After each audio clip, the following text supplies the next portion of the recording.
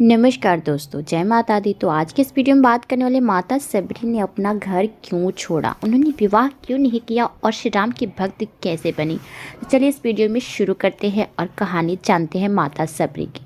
बात भगवान राम के जन्म से पहले की है, जब भील आदिवासी कबीले के मुखिया अज के घर बेटी पैदा हुई थी। उनका नाम श्रमना और दूसरा नाम सबरी रखा गया। सबरी की माँ इंदुमती उसे खूब प्यार करती थी। बचपन से ही सबरी पशु पक्षियों की भाषा समझकर उनसे बातें करती और जब सबरी की माँ उसे देखती तो कुछ समझ नहीं पाती। कुछ समय बाद एक पंडित ने सबरी के परिवार को बताया कि आगे चलकर सन्यासी बन सकती है।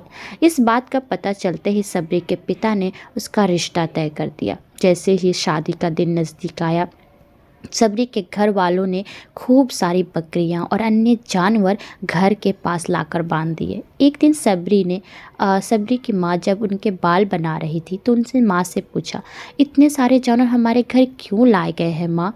माँ ने जवाब दिया, बेटी तुम्हारा विवाह होने वाला है, इसलिए हम लोगों ने इसका इंतजाम बलि के लिए किया है। तुम्हारी शादी के दिन ही बलि प्रथा होगी और फिर इनसे स्वादिष्ट भोजन बनाकर सबको परोसा जाएगा। यह सब सुनकर सबरी दुखी हो गई। काफ़ी देर तक सबरी ने उन जानवरों को आज़ाद करने के बारे में सोचा। सोचते सोचते सबरी के मन में हुआ कि अगर ये जानवर यहाँ नहीं होंगे तो इनकी बलि रुक सकती है। ऐसा नहीं हुआ तो मेरे घर से कहीं चले जाने पर ही यह बलि रुकेगी।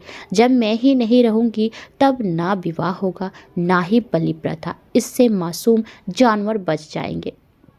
इसी सोच के साथ जानवरों को रखी गई जगह पर सबरी पहुंची।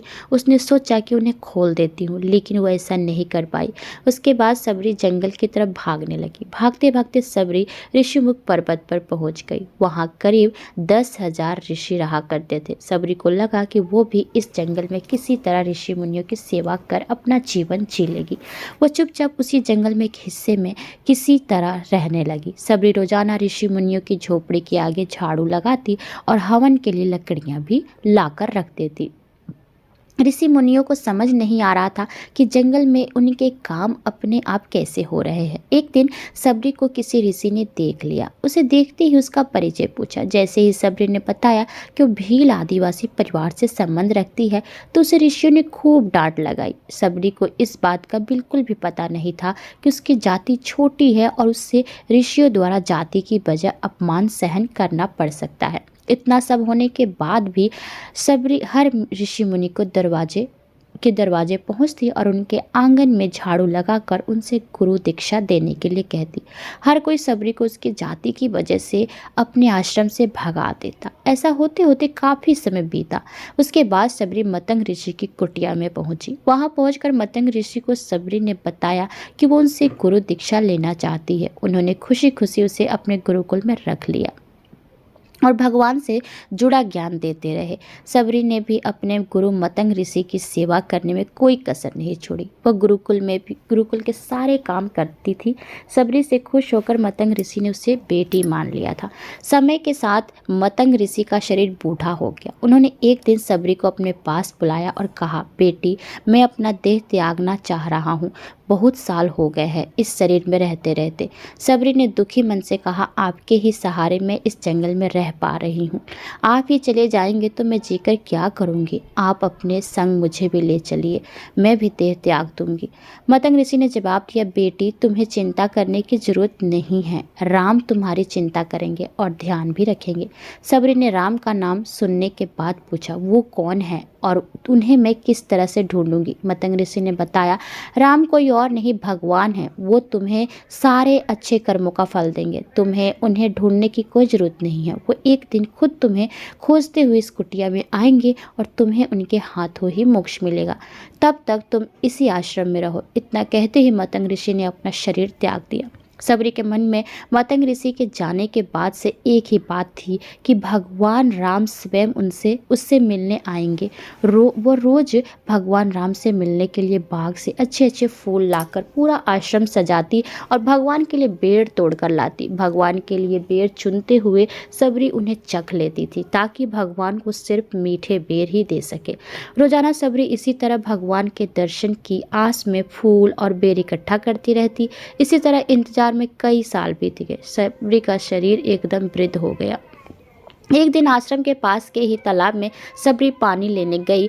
तभी पास के ही एक ऋषि ने उसे अछूत कहते हुए वहां से भागने के लिए कहा और एक पत्थर मार दिया। वो पत्थर जब सबरी को लगा तो उसे चोट लगी और खून बहने लगा। बहते हुए खून की एक बूंद उसी तालाब के पानी में गिर गई और तभी पूरा तालाब का पानी खून में बदल गया। ये सब होता देखकर ऋषि ने सबरी को ही डांटा और कहा कि पापिन, तुम्हारी वजह से पूरा पानी खराब हो गया है। रोज ऋषि उस पानी को साफ करने के लिए अपनी कई तरह की विद्याओं का इस्तेमाल करते।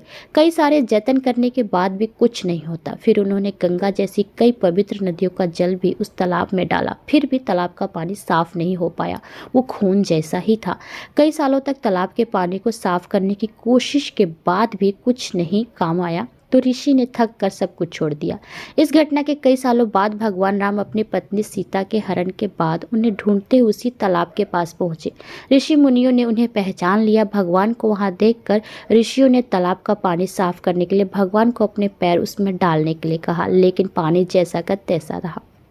ऋषि मुनियों ने भगवान से भी कई अन्य जतन करवाए, लेकिन वो पानी जस का तस खून जैसा ही रहा। तब भगवान ने ऋषियों से पानी के रक्त में बदलने की कहानी पूछी। तब ऋषि ने सबरी को पत्थर मारने की सारी बात बता दी। इसके बाद कहा कि वो महिला ही अपवित्र है, छोटी जाति की है, इसलिए सब हुआ है। उसी वक्त भगवान राम ने कहा, ये सब आप लोगों के खराब वचनों से हुआ है। सबरी को इस तरह से शपथ बोलकर आप लोगों से उसे नहीं बल्कि मेरे दिल को घायल किया है। इसी घायल दिल के रक्त का प्रतीक यह तालाब का पानी लाल है। आगे भगवान राम बोले, कहाँ है वो माई, मैं उनसे मिलना चाहता हूँ। तब तक सबरी उसी तालाब के पास पहुँच जाती हैं। इस दौरान सबरी के पैर को ठोकर लगती है और कुछ धूल उस तालाब में गिर जाती है। तभी सारा पानी साफ हो जाता है। भगवान सबसे कहते हैं, देखिए आप लोगों ने क्या कुछ नहीं किया, लेकिन पानी साफ नहीं हो पाया। अभी सिर्फ इनके पैर की थोड़ी सी धूल ने ही तालाब का पानी साफ कर दिया है। भगवान राम को सबरी पहचान चुकी थी। उन्हें प्रणाम करके सबरी ने कहा, भगवान आप मेरे साथ कुटिया में चलिए। भगवान भी खुशी खुशी सबरी के साथ चल पड़े। फूलों से सबरी ने भगवान राम का स्वागत किया। वो सीधे पेड़ तोड़ने के लिए बाग गई और चक चक कर उनके लिए पेड़ लेकर आई। उन्होंने बड़े ही प्यार से भगवान राम और उनके भाई को लक्ष्मण को बेर दिए। भगवान राम ने उतने ही प्यार से उन बेर को खाना शुरू किया। तभी बेर देखकर मुंह बनाते हुए लक्ष्मण ने कहा, भैया ये बेर तो झूठे हैं, इन्हें आप कैसे खा सकते हैं। भगवान ने जवाब दिया, लक्ष्मण ये झूठे नहीं बल्कि बहुत मीठे हैं। सबरी माई ने हम सब के लिए ये बहुत प्यार से तोड़कर लाई हैं। इतना कहकर भगवान राम प्यार से उन बेर को खाने लगे। भगवान ने जाते हुए सबरी माई से कहा, आप मुझसे जो चाहे वो मांग सकती हैं।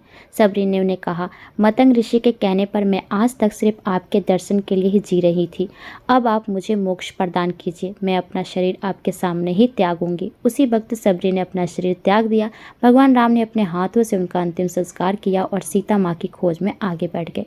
इस तरह से मतंग ऋषि की बात सच साबित हुई और सबरी को भगवान राम के दर्शन भी हुए। तभी से भगवान राम को सबरी के राम भी कहा जाने लगा है। तो इस कहानी से हमें भी सीख मिलती है, सच्ची श्रद्धा हो तो भगवान के दर्शन जरूर होते हैं। तो उम्मीद करती हूँ कि आज की वीडियो आप सबको पसंद आई होगी। तो ऐसे ही वीडियो के चैनल को सब्सक्राइब करके बेल आइकन दबा दीजिएगा। चलिए आपसे मिलते हैं अगली वीडियो में, तब तक के लिए आज्ञा दीजिए।